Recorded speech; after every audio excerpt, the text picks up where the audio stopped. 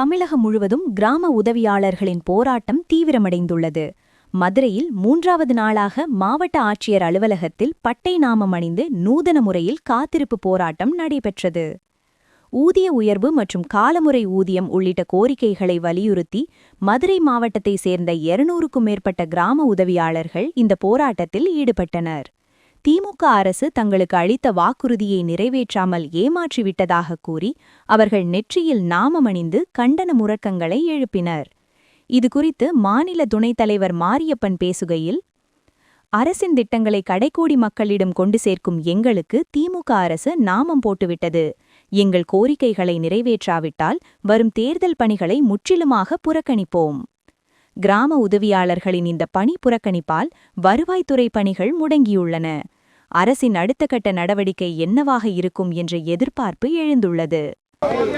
தமிழ்நாடு வருவாய்த்துறை கிராம உதவியாளர் சங்கத்தின் சார்பாக கடந்த 8 நாட்களாக எங்களுக்கு கோரிக்கையை வலியுறுத்தி பல கட்ட போராட்டங்களை பண்ணியிருக்கோம்.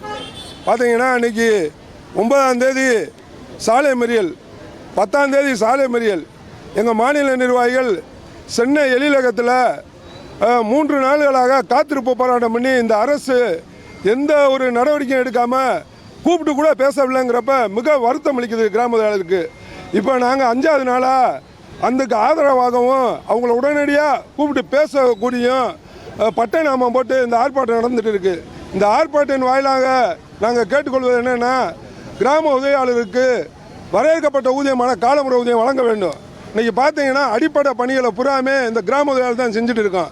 இன்றைக்கி எஸ்ஆர் பணியை எடுத்துக்கிட்டிங்கன்னா வாக்குச்சாவடி நிலைய அலுவலகத்தில் முழு தேர்தலில் வாக்காளரை சேர்ப்பது நீக்கிறதும் கூட பணியை மிகவும் செம்மையாக எங்கள் கிராம உதவியாளர்கள் எஸ்ஆர் பணியை முடிச்சிருக்காங்க.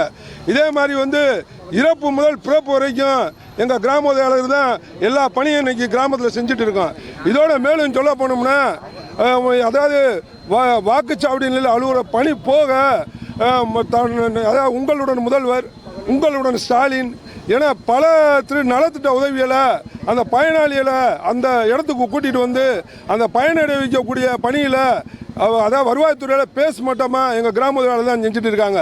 அப்பேற்பட்டு பணி செய்யக்கூடிய எங்கள் கிராம உதவியாளருக்கு உங்கள் ஆட்சியில் செஞ்சது என்னன்னு கேட்டிங்கன்னா, ஜிபிஎஸ்சில் பணம் பிடிச்சிட்டு அரசு பங்களிப்போடு அந்த ஜிபிஎஸ் பணத்தை தராமல் அதாவது கிராம உதவியாளருக்கு பிடிக்கப்பட்ட பணத்தை மட்டும் திருப்பி கொடுங்கன்னு ஒரு அரசாணையை போட்டு வச்சுருக்காங்க. இதெல்லாம் மிகவும் கொடூரமான செயல். உங்கள் அப்பா கொடுத்த கருணை அடிப்படை பணி நியமனத்தை இவர் மு.க. ஸ்டாலின் பறிச்சிருக்காரு. இதுதான் எங்கள் கிராம உதவியாளர்